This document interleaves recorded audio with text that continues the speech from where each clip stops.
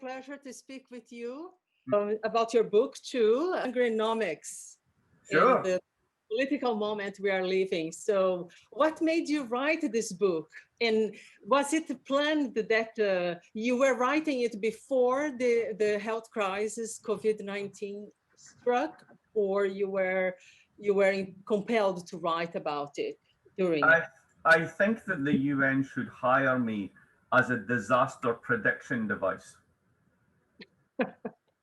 Because I seem to have this very strange talent for deciding to write a book. And at the time, people say, why are you writing that? And then when it finally happens, it seems to be exactly the right moment. So to go back a few, my first ever book was all about the importance of macroeconomic ideas as politics. And back in the day, people said, economics is a science. What are you talking about? And now no one believes that. Then I did a book called Austerity, the History of a Dangerous Idea. And everyone said, no, in the Eurozone, the only way is austerity. I said, it will be a disaster. And it was a disaster. So building on this, I did a piece for Foreign Affairs in 2016, because I predicted Trump 6 months ahead of his victory. And I did a piece for Foreign Affairs called Global Trumpism. And this was the extension of the book. So that was my side of it. The other side of it was, there's a guy called Eric Lonergan, who's the principal author. And he's the principal author because he's the guy who was really interested in anger as a motivating and also as a clarifying device, as a way to think about things. So Eric and I met at various finance conferences, and we always wanted to write something together. And we wanted to write about robots replacing everyone. We wanted to write about what happens to economies when everyone gets old, because we don't think about these things. And we wanted to talk about why big macroeconomic crashes tend to cause lots of anger. So there was some important economic research that came out around 3-4 years ago that said that private sector credit crises tend to produce public sector credit crunches, which tend to produce right-wing nationalist politics. And I thought, I like this. This makes sense to me. So we put all this together, and we decided to rent an apartment in London for a week. And we took a series of iPhones, and we talked the book, because we figured that would be more efficient. So we then got Siri to transcribe the book, and it read horribly, not just because of my Scottish accent and his Irish accent, but because it became what it wasn't to start with. It was a dialogue. And in a dialogue, you get to disagree. You get to there's more room. So we put it back into the dialogue and decided to then sit back and read it and think about what we were doing. Then we went to a soccer match, and we went to a terrible soccer match. It was Watford versus Everton in the English Premiership on like a cold day in November. And it was an awful game, but that was the breakthrough for anger, because we were in amongst the really hardcore Watford fans. And Eric said something amazing. He said, if you watch the most hardcore fans, they're not upset with the opposition. They're not upset with the referee. They're upset with their own followers for not being loyal enough. Right? It was about the regulatory norms. It was about basically policing them to keep collective action going forward. And then we started to think about the general link between anger and sports fans. So we enlisted IBM's Watson computer and did a big data analysis on anger. And the most prevalent thing that comes up is sports fans, angry sports fans. Anger in the context of sports fans. Of sports, absolutely, right? They all tend to be male, right? They get angry whether they win or they lose. But what it's really all about, and what most of the research shows, it's about belonging. It's about feeling part of a group. And therefore, to be part of a group, you necessarily need to have an out group. So you can see immediately how you can think about this in relation to immigration politics. You can think about this in relation to identity politics. So we then started to notice, of course, that the world was actually becoming increasingly angry.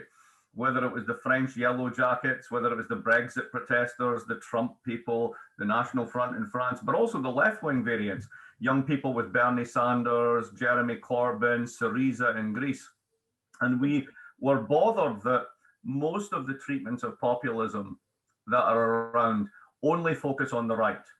It's about culture and authoritarianism. And we thought, but that's very strange because you have this left-wing populism too, which is not authoritarianism and is very embracing of culture.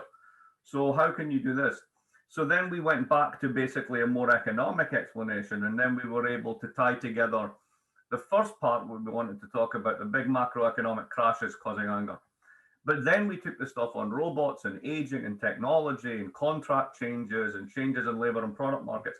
And we came up with an idea called micro-Angrynomics, the fourth chapter, about all the little things that have been going on in markets for the past 30 years, which make us more angry, which make us more stressed, right? Which basically are the micro level version of these macro stresses. And if you pile these two things together, you then realize that what we've been living through is a period, particularly in the OECD countries, where rapid technological and political changes in all sorts of markets have created a whole bunch of stresses and risks for workers, which have not been compensated for. The state has withdrawn and said, it's on to you. You need to have skills, you need to adjust, right? But there's been no real mechanism to allow people to do this. This has occurred at the same time that there's been a huge amount of wage stagnation and rising inequality. And people have been, in many countries, essentially living off of extended credit. So no surprise, in 2008, there's a big credit crunch. Much of this comes to the fore. And that's when you see, if you will, that the card is played, that people with assets, the top 20%, they get bailed out. And then the cost, the austerity put, was on everybody else through reductions in public spending and cutting back budgets, cutting back social budgets, etc. And that basically festered, and people lost faith in those institutions and those political parties. And populists, in a sense, were the ones that gained from this. The analogy we use in the book, as you know, is the one of computers and software, that you build up basically incompatibilities in these systems over time and then they crash. And then one way to think about populists is they are, if you will, the rogue code writers. They're the hackers of the system trying to rewire it because it no longer works. So that's a very long answer for a very simple question. Yes, and what you see is the role of social media platforms, you know, this the amplification and the scalability of all these micro anger people, and this hugely important. We didn't talk enough about this in the book. Our object was different, but it's hugely important. There's a wonderful new book by the journalist Matt Taibbi, who used to write for Rolling Stone, called How We Learn to Hate Each Other. And essentially, it's about social media. Henry Farrell is a political scientist who's done good research on this. He basically shows that it's the technical term is homophilic selection. So basically, you get dopamine rushes from people who tell you things that you want to hear. And the more that you do this, the more dependent you become on this. All of the algorithms for both news stories and things that are suggested for you are actually designed to trigger this kind of biological, psychological response mechanism. And it essentially makes us love our in-group and hate everyone else. And this has been weaponized as a business model. So I don't think it's any exaggeration to say that Facebook has done more to undermine democracy in the United States than the Soviet Union did over 70 years. That is a pretty bold statement, but yes, I think that the evidence is mounting over every day, right? That there is some sort of regulatory measures will have to be taken in order to you know, work with these platforms. You know, I don't know, breaking them apart, antitrust litigations coming up. So or turn them into utilities. You could turn them into utilities and essentially just have a free national version. And then basically you could either make people put their real names up, which would be my preferred thing, so that you actually own the hate content that you put up there. We know it's you who's saying it. Or alternatively, you make people pay for the platform. One of the two. That's probably one way, but I don't know. Big question there. But what else is on the works now? So you're back teaching, right? The school is normal. Brown University, but you were teaching from home. You are doing online, or no, I'm teaching in person. In person.